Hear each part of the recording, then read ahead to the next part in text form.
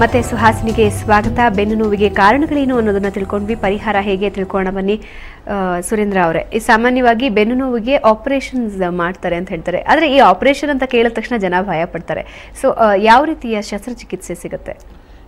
ಈ ಆಪರೇಷನ್ ಅಂದಾಗ ಈ ಓಪನ್ ಸರ್ಜರಿಯಿಂದ ಹಿಡಿದು ಎಂಡೋಸ್ಕೋಪಿಕ್ ಸರ್ಜರಿಗೆ ಬೇರೆ ಬೇರೆ ರೀತಿಯ ಶಸ್ತ್ರಚಿಕಿತ್ಸೆ ಇರ್ತದೆ. ಸಾಧಾರಣವಾಗಿ ಏನು ಮಾಡ್ತಾರೆ ಅಂತ ಹೇಳಿದ್ರೆ, ಈ ಒಂದು ಬೆನ್ನುರಿಯ ರಚನೆಯನ್ನು ಇಟ್ಕೊಂಡು ನಾನು ಹೇಳ್ತೀನಿ. ಸೊ ಇಲ್ಲಿ ಇದು ಸ್ಪೈನಸ್ ಪ್ರಾಸೆಸ್ ಅಂತ ಹೇಳ್ತೇವೆ. ಇದರ ಮಧ್ಯದಲ್ಲಿ ಇಂಟರ್ಸ್ಪೈನಸ್ ಲಿಗಮೆಂಟ್ ಇರ್ತದೆ. ಇದು ಬಹಳ ಮುಖ್ಯವಾದಂಥ ಒಂದು ಸ್ಟ್ರಕ್ಚರ್ ನಮ್ಮ ಒಂದು ಬೆನ್ನಿನ ಒಂದು ಸಪೋರ್ಟಿಗೆ. ಆದರೆ ಈ ಓಪನ್ ಸರ್ಜರಿ ಮಾಡುವಾಗ ಕೆಲವರು ಏನು ಮಾಡ್ತಾರೆ, ಇದನ್ನು ಕಟ್ ಮಾಡ್ತಾರೆ. ಕಟ್ ಮಾಡಿಬಿಟ್ಟು ಡಿಸ್ಕಿಗೆ ಒಳಗೆ ಹೋಗ್ತಾರೆ. ಅಂತ ಹೇಳಿದ್ರೆ ಡಿಸ್ಕ್ನ ರೀಚ್ ಆಗಲಿಕ್ಕೋಸ್ಕರ ಇದ್ರ ಕಟ್ ಮಾಡೋದು, ಮತ್ತೇನು ಆಗತ್ತಿಲ್ಲ, ಅದು ಏನು ಪ್ರಾಬ್ಲಮ್ ಕೊಡ್ತಾ ಇಲ್ಲ. ಸೊ ಅದನ್ನು ಆದರೆ ಅದು ಇತ್ತೀಚಿನ ದಿನಗಳೇ ಅದು ಬಹಳ ಪ್ರಾಬ್ಲಮ್, ಅದರಿಂದ ಮುಂದೆ ತೊಂದರೆ ಆಗುವಂಥದ್ದು, ಅದರಿಂದ ಬೆನ್ನು ಜಾಸ್ತಿ ಆಗುವಂಥದ್ದು ಇಂಥದ್ದೆಲ್ಲ ಆಗ್ತಾ ಇದೆ. ಹಾಗಾಗಿ ಈ ಒಂದು ಓಪನ್ ಸರ್ಜರಿ ಏನಿದೆ, ಲ್ಯಾಮಿನೆಕ್ಟಮಿ ಡಿಸ್ಕೆಕ್ಟಮಿ ಅಂತ ಈ ಓಪನ್ ಸರ್ಜರಿ ಏನಿದೆ, ಅದು ಆದಷ್ಟು ನಾವು ಕಡಿಮೆ ಮಾಡಿದಷ್ಟು ಒಳ್ಳೆಯದು. ಸೊ ನೆಕ್ಸ್ಟ್ ಲೆವೆಲ್ ಆಪರೇಷನ್ ಏನಂತ ಹೇಳಿದ್ರೆ ಮೈಕ್ರೋ ಡಿಸ್ಕೆಕ್ಟಮಿ, ಮೈಕ್ರೋಸ್ಕೋಪನ್ನು ಉಪಯೋಗಿಸ್ಕೊಂಡು ಈ ಮಧ್ಯದ ಒಂದು ಜಾಗ ಏನಿದೆ, ಈ ಒಂದು ರಂಧ್ರದ ಮುಖಾಂತರ ಒಳಗಡೆ ಹೋಗ್ಬಿಟ್ಟು ಅಲ್ಲಿ ಒಂದು ಕರ್ಟನ್ ಇದ್ದಂಗೆ ಇರ್ತದೆ, ಲಿಗಮೆಂಟಮ್ ಪ್ಲೇವಮ್ ಅಂತ ಹೇಳ್ತಾರೆ, ಅದನ್ನು ತೆಗೆದುಬಿಟ್ಟು ಒಳಗಡೆ ಹೋಗ್ಬಿಟ್ಟು ಡಿಸ್ಕನ್ನು ಜಸ್ಟ್ ತೆಗೆಯುವಂಥದ್ದು. ಯಾಕಂದರೆ ಡಿಸ್ಕ್ ನರದ ಮೇಲೆ ಪ್ರೆಷರ್ ಬಿಡ್ತಾ ಇದೆ, ಆ ಪ್ರೆಷರನ್ನು ರಿಲೀಸ್ ಮಾಡಿದ್ರೆ ಆಯಿತು. ಇದಕ್ಕೆ ಮೈಕ್ರೋ ಡಿಸ್ಕೆಕ್ಟಮಿ. ಇನ್ನೂ ಒಂದು ಲೆವೆಲ್ ಮುಂದೆ ಹೋಗ್ಬಿಟ್ಟು ತೀರಾ ಇತ್ತೀಚಿನ ದಿನಗಳಲ್ಲಿ ಏನು ಮಾಡ್ತಾರೆ ಅಂತ ಹೇಳಿದ್ರೆ ಎಂಡೋಸ್ಕೋಪಿ. ಈ ಬೆನ್ನಿನ ಒಂದು ಸೈಡಿನಿಂದ ಈ ಒಂದು ಎಂಡೋಸ್ಕೋಪ್ ಮುಖಾಂತರ ಡೈರೆಕ್ಟ್ ಎಲ್ಲಿ ಡಿಸ್ಕ್ ಜಾರಿದೆ ಅಲ್ಲಿಗೆ ಹೋಗ್ಬಿಟ್ಟು ಅದನ್ನು ತೆಗೆಯುವಂಥದ್ದು. ಇದಕ್ಕೆ ನಾವು ಅನಸ್ತೀಶಿಯಾ ಕೊಡಬೇಕಾದ ಅಗತ್ಯ ಇಲ್ಲ, ಲೋಕಲ್ ಅನಸ್ತೀಶಿಯಾ ಕೊಟ್ಟರೆ ಸಾಕು.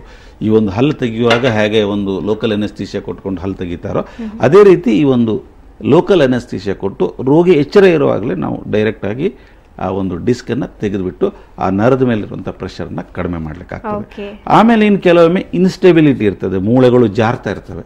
ಅಂಥ ಸಂದರ್ಭದಲ್ಲಿ ನಾವು ಈ ಒಂದು ಕ್ಲಿಪ್ ಹಾಕಿಬಿಟ್ಟು ಮೂಳೆ ಜಾರದಿದ್ದ ಹಾಗೆ ನಾವು ಮಾಡ್ಲಿಕ್ಕಾಗ್ತದೆ. ಓಕೆ, ಈಗ ಸಮರ್ಥ್ ಕರೆ ಮಾಡಿದ್ದಾರೆ. ಸಮರ್ಥ್, ನಿಮ್ಮ ಸಮಸ್ಯೆ ಏನಿದೆ, ನಿಮ್ಮ ಪ್ರಶ್ನೆ ಏನಿದೆ, ವೈದ್ಯರನ್ನ ಕೇಳಿ. ನಾನು ಹುಬ್ಬಳ್ಳಿಯಿಂದ ಕರೆ ಮಾಡ್ತಾ ಇದ್ದೇನೆ. ಹೇಳಿ ಸಮರ್ಥ್. ನಂದೀಗ ನನ್ನ ಬ್ಯಾಕ್ ಬೋನ್ ಅಲ್ಲಿ ಅಂದ್ರೆ ಈಗ ಸ್ಪೈನಲ್ ಕಾರ್ಡ್ ಇರುತ್ತಲ್ಲ, ಅಲ್ಲಿ ನಾವು ಪೇನ್ ಬಂದು ತುಂಬಾ ವರ್ಷ ಆಯ್ತು. ನಾನು ಫ್ಯಾಮಿಲಿ ಡಾಕ್ಟರ್ಗೆ ಬಹಳ ಸಲ ಕನ್ಸರ್ನ್ ಮಾಡಿದೆ. ಅವ್ರು ಆಗ್ಲೆಲ್ಲ ಒಂದು ಕ್ರೀಮ್ ಕೊಡ್ತಿದ್ರು, ಅಂದ್ರೆ ಒಂದು ಜೆಲ್ ಕೊಡ್ತಿದ್ರು. ಅದಾದ್ಮೇಲೆ ಅದು ಕಡಿಮೆ ಆಗ್ತಿತ್ತು. ಆಮೇಲೆ ಅದೇನಾಗ್ತಾ ಬಂದು ಇವತ್ತು ತುಂಬಾ ನೋವಿದೆ. ಬಟ್ ಅದು ಹಿಂಗ್ ನನ್ನ ಕತ್ತನ್ನ ಮುಂದೆ ಅಥವಾ ಹಿಂದೆ ಬಾಗ್ತಿದ್ರೆ ತುಂಬಾ ನೋವು ಬರುತ್ತೆ. ಅದು ಪೂರಾ ಸೊಂಟದಲ್ಲೂ ಅಲ್ಲ, ಮಿಡಲ್ ಆಫ್ ದ ಪೇನ್, ಅಂದ್ರೆ ನಡುವಿನ ಭಾಗದಲ್ಲಿ ತುಂಬಾ ಪೇನ್ ಬರುತ್ತೆ. ನನಗೆ ಅದಕ್ಕೆ ಕಾರಣ ತಿಳಿದಲ್ಲ. ನಾನು ಸಣ್ಣ ಹುಡುಗ ಇದ್ದರಿಂದ ಅವರು ಎಕ್ಸ್ರೇ ಮಾಡೋದು ಬೇಡ ಅಂತ ಹೇಳಿದ್ದಾರೆ. ಅದಕ್ಕೆ ನಾನು ವರ್ಷ ಎಷ್ಟು ನಿಮ್ಗೆ? ನನಗೀಗ 20. ಸರಿ. ಈ ಬೆಳವಣಿಗೆ ಆಗುವಂತ ಸಂದರ್ಭದಲ್ಲಿ ಈಗ ಒಂದು ಅವ್ರು ಹೇಳಿದ್ರೆ ನಂಗೆ ಕ್ಯಾಲ್ಸಿಯಂ ಡೆಫಿಷಿಯನ್ಸಿ ಇದೆ ಅಂತ ಹೇಳಿದ್ರೆ. ಬಟ್ ಸರಿ, ಅದರ ಬಗ್ಗೆ ಏನಾದ್ರು ಚೆಕಪ್ ಮಾಡಿಸಿದ್ರಾ? ಏನ್ ಚೆಕಪ್ ಇಲ್ಲ, ಬಟ್ ಒಂದ್ಸ ಹಂಗೆ ಫಿಸಿಕಲ್ ಚೆಕಪ್ ಮಾಡ್ತಿದ್ರೆ. ಬಟ್ ಅವ್ರು ಹೇಳಿದ್ರೆ ಕ್ಯಾಲ್ಸಿಯಂ ಡೆಫಿಷಿಯನ್ಸಿ ಅಂತ ಒಂದೇ ಹೇಳಿದ್ರೆ. ಆಮೇಲೆ ಅದೊಂದು ಟ್ಯಾಬ್ಲೆಟ್ಸ್ ಕೊಟ್ಟಿದ್ರು. ಬಟ್ ಅದಾದ್ಮೇಲೆ MRI ಸ್ಕ್ಯಾನಿಂಗ್ ಏನಾದ್ರು ಮಾಡಿಸಿದ್ರಾ? ಇಲ್ಲ, ಮಾಡ್ತಿದ್ದಿಲ್ಲ. ಸರಿ, ಮೊದಲಿಗೆ ನಿಮಗೆ ವಿಟಮಿನ್ ಡಿ ಡೆಫಿಷಿಯನ್ಸಿ ಏನಾದರೂ ಇದೆಯಾ ಅಂತೇಳಿ ನೋಡ್ಕೊಳ್ಳೋದು ಉತ್ತಮ. ಯಾಕಂದರೆ ಈ ಗ್ರೋಯಿಂಗ್ ಏಜಲ್ಲಿ ವಿಟಮಿನ್ ಡಿ ಡೆಫಿಷಿಯನ್ಸಿ ಇದ್ದರೆ ಕ್ಯಾಲ್ಸಿಯಂ ಸರಿಯಾಗಿ ಮೂಳೆಗೆ ಅಂಟ್ಕೊಳ್ಳೋದಿಲ್ಲ. ಸೊ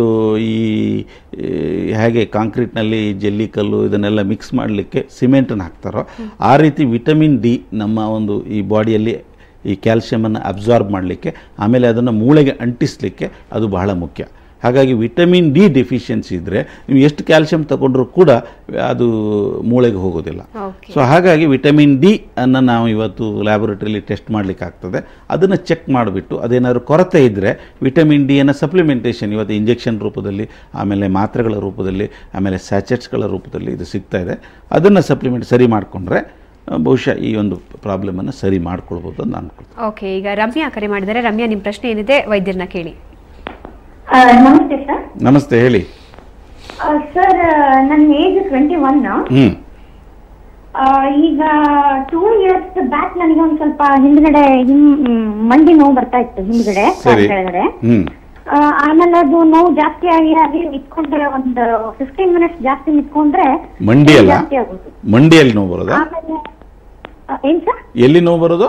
ಕೆಳಗಡೆ ಕೆಳಗಡೆ ಪಾದದಲ್ಲಿ ಪಾದದಲ್ಲಿ. ಓಕೆ ಓಕೆ ಓಕೆ, ನೋವು ಬರ್ತಿತ್ತು. ಸರಿ ಸರಿ.